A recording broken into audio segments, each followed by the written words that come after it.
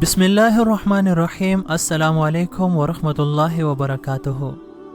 میں ہوں طاہر حنیف اور میں اپنے تمام معزز ناظرین کو مشعل راہ کے اس پلیٹ فارم پر خوش آمدید کہتا ہوں۔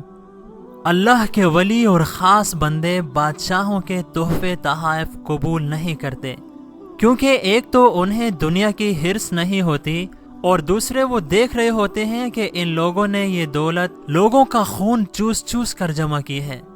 دولت کی ضرورت تو سبھی کو ہوتی ہے، دنیا والوں کو بھی اور اللہ والوں کو بھی، لیکن دنیا والے مال و دولت کے پیچھے دوڑتے ہیں اور مال و دولت اللہ والوں کے پیچھے دوڑتا ہے۔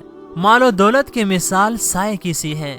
اگر کوئی شخص اپنے سائے کو پکڑنے کے لیے دوڑے تو سایہ اس کے آگے آگے دوڑتا ہے اور آدمی اس کو پکڑ نہیں سکتا، اور اگر آدمی سایہ سے منہ موڑ کر اس کے آگے دوڑنا شروع کر دے تو سایہ اس کے پیچھے پیچھے بھاگتا ہے۔ دوستو، شیخ عبد القادر جیلانی رحمت اللہ تعالی علیہ ان اللہ والوں میں سے تھے جو بادشاہوں کے تحفے اور ہدیے قبول نہیں کیا کرتے تھے۔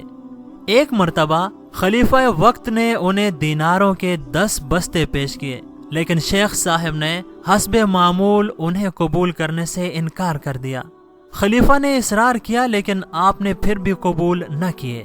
جب خلیفہ کا اصرار حد سے بڑھا تو آپ نے 2 بستے لیے، ایک کو دائیں ہاتھ میں پکڑا اور دوسرے کو بائیں میں، پھر ان دونوں کو آپس میں رگڑنا شروع کر دیا۔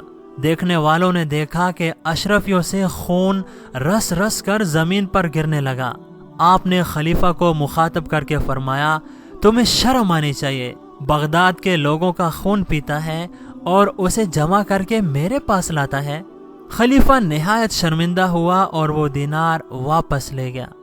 دوستو، یہ تھی آج کی ویڈیو جو کہ امید ہے آپ کو ضرور پسند آئی ہوگی، تو اسے لائک کیجئے اور اپنے دوستوں کے ساتھ شیئر کرنا نہ بھولیے۔